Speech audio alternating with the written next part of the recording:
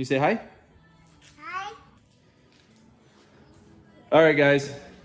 How's it going? I'm off today. Boy and I are fighting the flu a little bit, but he's just as persistent as I am. So we're going to tackle the seat together. I'm just gonna go start getting it out of the box, and then we'll mock it up and see what it looks like. All right, so this is where we're at. We got the new one built. Ran into a few issues. Ran out of oxyacetylene, so I tried a bit of MAP gas and it took forever. So we ended up making a straight line, taking the right angle, cutting halfway through the steel, and then bending it. And it actually worked a little bit better because it allowed us to get the angle we needed. I'll end up throwing weld down there when we get this thing into the spot it's supposed to be. So we're gonna throw this on the tank, and then we're gonna put it back on the bike, bolt everything down, and we're gonna mark where the seat hinge is gonna go. For anybody wondering, this is 3/16 by 3-inch wide plate steel. It is a lot thicker than the stock bracket. So the only reason I'm deciding to make another one is because if somebody wanted to go back to stock and run like the stock seat and everything, this will just bolt right back on. All right, guys, it's been a few days. We're back at it, feeling a lot better here. So I have the bracket here done for the tank, and I've got the hinge welded on there, and I'm gonna start marking out where I'll cut this back eventually, but I'm gonna leave it the way it is right now just so I can finish mocking up the seat. Like I said, the hinge is on here, solid welded all the way around. Had to make sure the weld was nice and flush so I could get the bolts back in, but everything fits nice. So now we will weld on the posts for the springs for the seat. All right, I ran into a little bit of a snag. I had these posts actually originally marked to go up here on the stock cross member, but the springs sat back too much. I had to almost curl them all the way forward, and it gave a really ugly looking bow to them. So I zipped them off. I actually put them on the swing arm.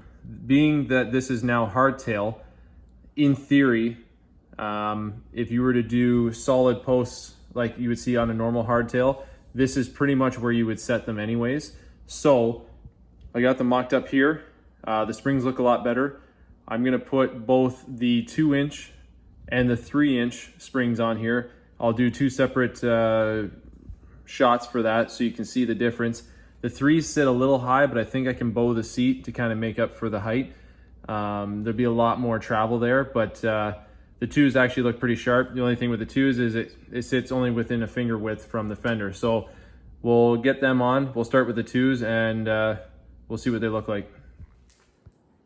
Well, I said I'd start with the 2-inch springs, but if you guys just wanted to hard mount the seat, that's kind of the idea. That's what it would look like. You could do a solid bar across the back and hard mount it so you'd have no spring in the seat. In theory, you could probably reuse your suspension that way, but you'd have a large gap between the seat and the rear fender. But if you wanted to hard mount it and have it hardtail, that's kind of the look you'd end up with, which I mean isn't bad at all. But we'll throw the springs on here and see what it looks like. So these are the two options I got. These are the 3-inch springs, and these are the 2-inch springs. We're gonna toss these guys on right now.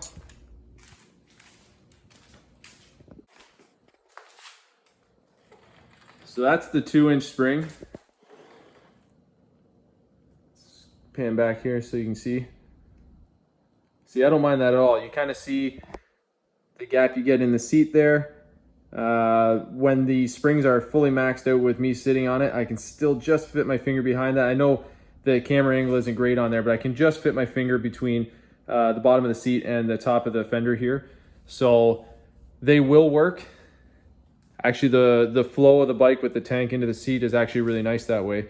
But we'll throw the 3s on just so you can see. I mean, everybody's going to be different. Somebody might want a little more cushion. So we'll throw them on and I'll show you guys what it looks like. Start you guys off on a different angle. So these are the 3-inch springs. And you can see, I mean, actually they don't look that bad, but you can see where the back of the seat is actually kicked up a lot higher now with those springs. Sitting on it, I mean, it's gonna look good. You're gonna get the nice lines from the tank down into the seat. The other thing I've noticed is these seat pans are actually, I'm gonna guess they're 16 gauge. They're fairly malleable with your hand. I can put the center of the seat over my knee and I could bend this if I wanted to. So you could bring the tail up a little bit, which will drop the center here down maybe an inch. So you could manipulate the look of that just a little bit. But that's what you get with the 3-inch spring. Definitely think I'm gonna put the 2 inches back on, and that's where we're gonna go. Trying to get you a closer view with the 2-inch springs on there. Don't mind the seat, it's loose. It's just sitting on the seat bungs there, and then it's sitting on the bowl set. You have to tighten down the springs too, but we'll button all that stuff up. We're gonna start putting everything back on the bike. We gotta get the side covers on, finish up the rear fender, gotta fix some things in the dish on the tank here. Gotta use my weighted hammers and get in there and fix some of the low spots, high spots. Probably do up another quick set of bars. On the grip sides here, I wanna go 1/2 inch wider, and I wanna lose all the electronics up here. So we're gonna work on the wiring next and get all the electronic stuff moved, put the high-low beam switch and the starter switch. I'm kind of thinking on this down beam here, but I'm not quite sure yet. So that's what we're gonna tackle next, I think, so that way we can get this thing fired up and maybe even get it out for a ride before the end of season. We've only got about another 3 weeks before snow here in Canada. Well, maybe longer if we're lucky. Got to start getting ready to put the car away, hopefully get out once on the bike. And I have another project that I just picked up that I'll release on my next episode. But until then, guys, I've had a lot of questions about the suicide or the jockey shift. I am still working on it.